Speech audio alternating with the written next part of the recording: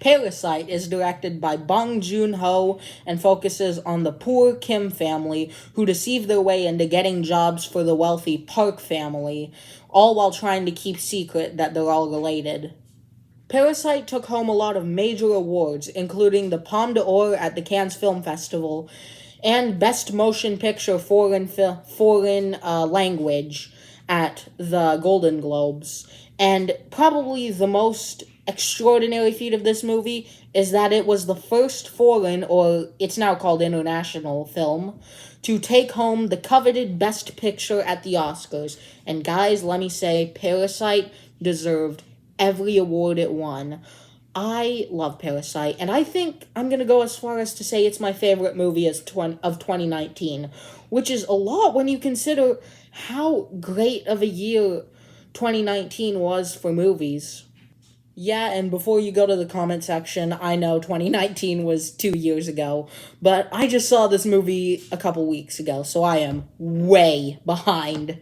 The humor in this movie is surprisingly well done. It never bogs down the film or hinders the message. It never feels out of place either. And most importantly, it's actually funny.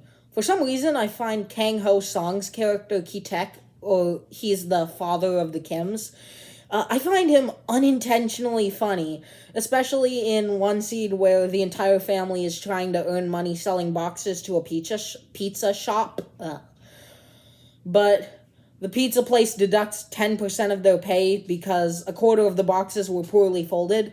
And we see earlier in the film that was because he insisted on leaving the window open while their neighborhood was being fumigated so that they could kill the stink bugs in their home.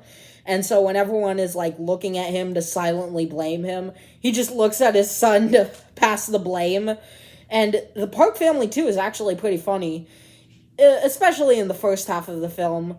There's a scene where a woman plants her underpants in a car to get a driver fired, and then when the park parents find out, they're like so gullible that they imagine this long, elaborate sexual crime their driver committed. In order to build tension, Parasite expertly uses height to symbolize class. The Kims live in a half basement, while the Parks live at the top of a hill. So the poor family is literally below the rich family, and whenever we see the Kims climb the stairs, they rise in class, while whenever we see them climb downstairs, they descend in class. This is especially prevalent in one scene where Ki-taek, once again, the Kim father, he's driving around the Park mother, and she's on the phone talking to someone about how great the rain was last night, how it made sure there's no pollution at all. And meanwhile, Ki-taek fully knows that same rain flooded his neighborhood and destroyed his home just because it was pretty much underground. Because I grew up in America, I was exposed to American films at an earlier age than I was to foreign language films. As are probably a lot of people. Not they're exposed to American films, but films from their own language before foreign language films. I noticed a lot of things that happen in this film that feel like they would be different if they were done in an American film. Try saying that with a mouthful. One scene has a fight between two families, and in the midst of this fighting, someone goes to the kitchen and gets something to give a woman anaphylaxis. And I couldn't stop thinking, if this were an American film, she would have headed straight for the knives instead. Beeline to the knives. One of the stronger details in this film, though, is that it portrays the poor people as actually smart rather than stupid, as we might have seen in an American film. Recently, I saw someone on TikTok comment on a video that the movie Joker was better than Parasite, and now I can't get it out of my head why Parasite is better than Joker. And so I thought it fitting to kind of touch up on my opinion without some stupid character limit. So, I'm just gonna quickly explain why Parasite rules, Joker drools. Parasite is a better social commentary. While Joker stereotypically portrays the rich as unkind or malevolent, the poor as malicious people who can be led like sheep by some great figure like Joker, Parasite portrays the rich as kind yet gullible, and the poor as the cunning people who are going to take advantage of them.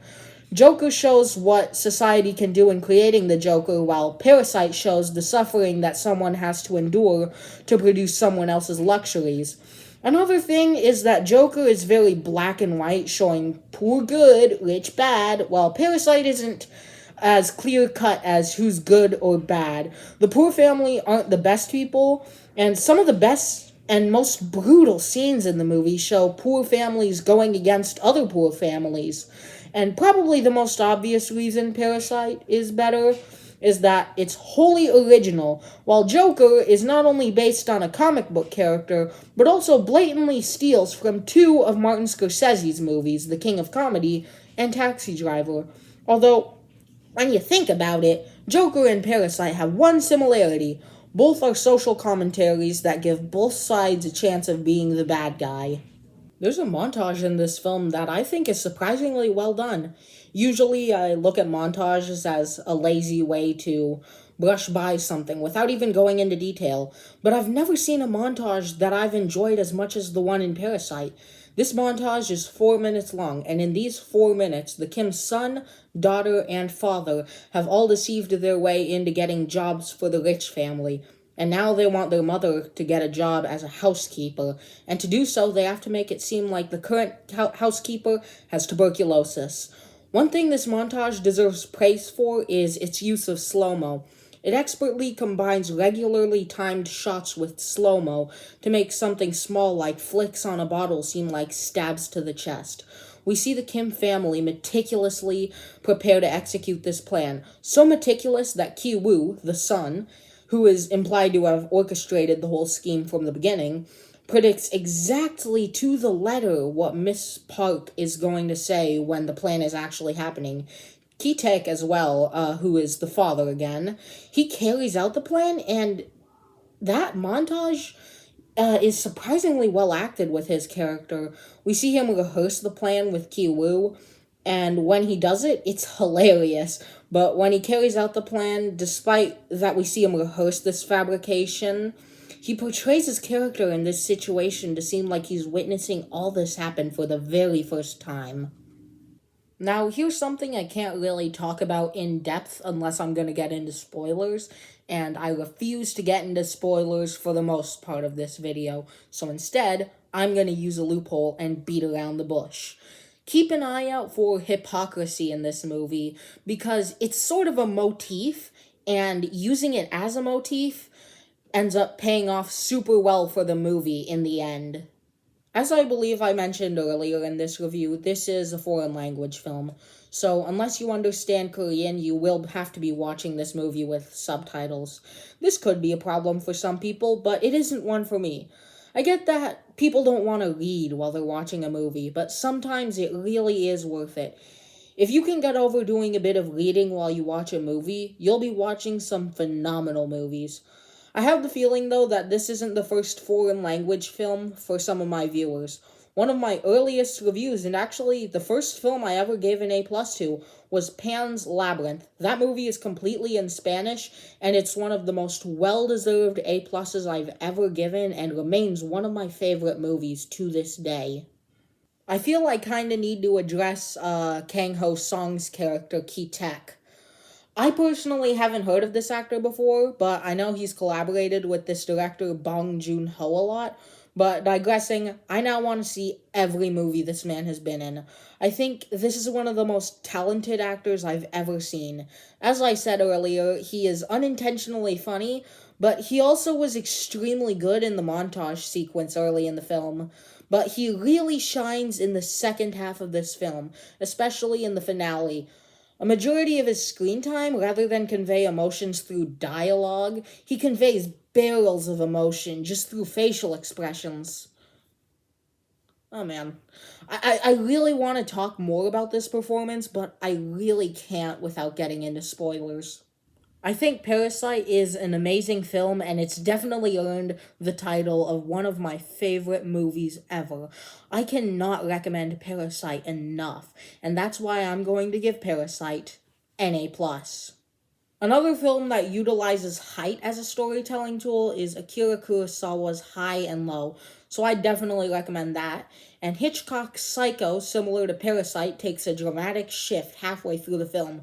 But if you want to get more into the world of foreign films and just want some starters, some of the best foreign films I've ever seen are M, Pan's Labyrinth, Seven Samurai, and The Seventh Seal. I really want to talk about the more spoiler filled aspects of this film, specifically those in the second half, which I avoided talking about because of how little I can actually say about any of that part without talking spoilers. So, what I might do is later this year, I might make a spoiler review so I can address the second half of this film more because that's probably the most interesting and psychological part of the film. Now, I need to kind of break the rules a bit so I can address one of the more spoilery aspects that I really liked. So, if you haven't seen the movie, you can skip to this time right here in the video, or you could just leave because all I'm really going to do is say goodbye after this, anyways. So, let's talk about the spoiler part of it. I think it's genius how this movie metaphorically shows its social commentary by combining this with its representation of class using height.